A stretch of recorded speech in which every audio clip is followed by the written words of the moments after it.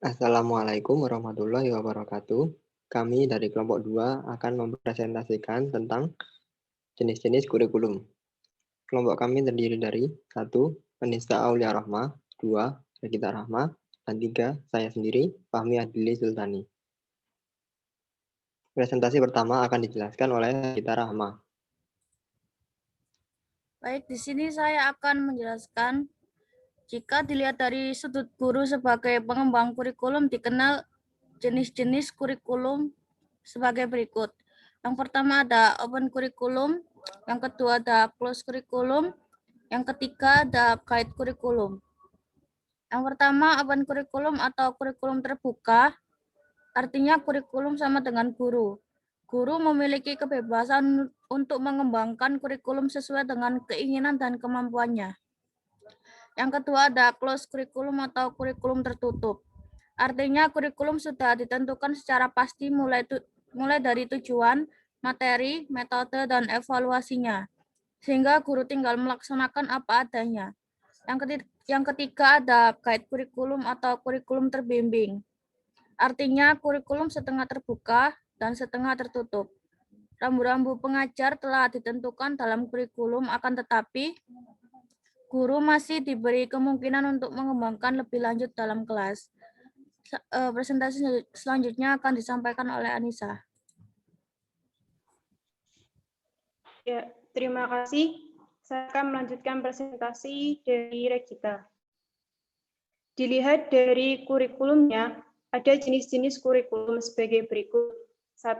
Separated subject kurikulum, yang artinya segala bahan ajaran yang disajikan dalam subjek atau mata pelajaran yang terpisah-pisah, yang satu lepas dari yang lain. Subjek atau mata pelajaran ialah hasil pengalaman umat manusia sepanjang masa atau kebudayaan dan pengetahuan yang dikumpulkan oleh manusia sejak dahulu, lalu disusun secara logis dan sistematis, disederhanakan dan disajikan kepada anak-anak didik sesuai dengan usianya masing-masing.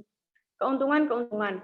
A. Bahan pelajaran yang dapat disajikan secara logis dan sistematis. B. Sederhana, mudah direncanakan dan dilaksanakan. C. Mudah dinilai. D. Dipakai di perguruan tinggi. E. Sudah menjadi tradisi. F. Memudahkan guru. G. Mudah diubah. Kekurangan-kekurangan. A. Memberikan mata pelajaran yang lepas-lepas. B. Tidak memperhatikan masalah-masalah sosial yang dihadapi anak-anak sehari-hari. C. Menyampaikan pengalaman umat manusia yang dilampaui. D. Tujuannya terlampau batas. E. Kurang mengembangkan kemampuan berpikir. F. Statis dan ketinggalan zaman. Next.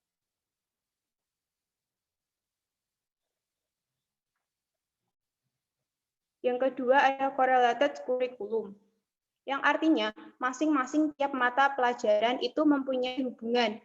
Korelasi ada 3 macam. A. Korelasi secara insidental. B. Hubungan erat. 1. Pokok bahasan dilihat dari berbagai sudut mata pelajaran. C. Mata-mata pelajaran yang difusikan atau disatukan dengan menghilangkan batas masing-masing. Misalnya IPA, IPS, matematika, kesenian, profile kurikulum. Keuntungan-keuntungan. A. Murid-murid mendapat informasi yang utuh atau terintegrasi. B. Minat murid bertambah. C. Pengertian murid-murid tentang sesuatu lebih mendalam dan luas. D. Memungkinkan murid-murid menggunakan pengetahuannya lebih fungsional. Kekurangan yang A. Tidak menghubungkan dengan masalah yang aktual. B. Guru sering tidak menguasai pendekatan interdisipliner. Selanjutnya akan disampaikan oleh Fahmi.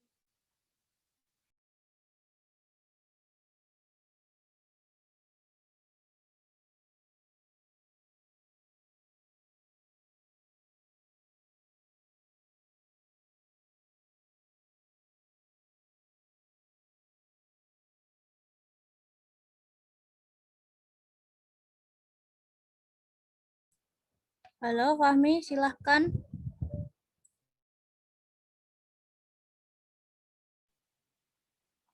Terima kasih. Saya akan menjelaskan tentang integrated curriculum.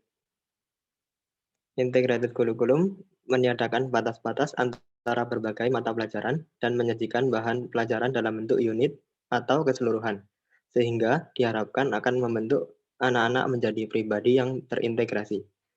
Keuntungan-keuntungan yang dapat kita peroleh dari menerapkan integrated curriculum yaitu, pertama, merupakan suatu keseluruhan yang bulat. Yang kedua, menerobos batas-batas mata pelajaran. Yang ketiga, didasarkan atas kebutuhan-kebutuhan dan minat anak. Yang keempat, life center. Yang kelima, perlu waktu panjang. Yang keenam, anak-anak dihadapkan pada situasi-situasi yang mengandung problema. Kemudian kelemahan-kelemahan yang dapat kita peroleh dari menerapkan integrated curriculum yaitu, yang pertama, guru-guru tidak disiapkan untuk menjalankan kurikulum seperti ini. Yang kedua, dianggap tidak mempunyai sistem organisasi yang logis atau sistematis. Yang ketiga, memberatkan tugas guru. Yang keempat, tidak memungkinkan ujian umum. Yang kelima, alat sangat kurang. Kemudian, saya akan menjelaskan tentang tailored curriculum. Tailored curriculum atau kurikulum menjahit adalah adaptasi kurikulum sesuai dengan standar akademik dan tahap pematangan siswa. Dengan konten pembelajaran yang lebih sesuai dengan pencapaian mereka, siswa mungkin lebih termotivasi untuk belajar. Penyesuaian kurikulum mungkin merupakan perpanjangan atau pemotongan dari area pembelajaran inti suatu mata pelajaran. Untuk siswa tingkat dasar, tujuan khusus pendidikan adalah mempersiapkan mereka untuk sekolah dasar biasa harus tercakup, tetapi prioritas harus diberikan pada pengetahuan dan keterampilan dasar di setiap bidang. Setelah pemilihan konten pembelajaran, harus ada cara efektif untuk mengatur konten untuk disampaikan kepada siswa, yaitu 1. Pemahaman mendalam tentang tujuan, isi, dan urutan pembelajaran kurikulum. 2. Pilihan yang tepat dari titik awal untuk pengajaran remedial. 3. Kompensasi langsung atas apa yang belum sepenuhnya dipahami oleh siswa dalam pembelajaran. 4.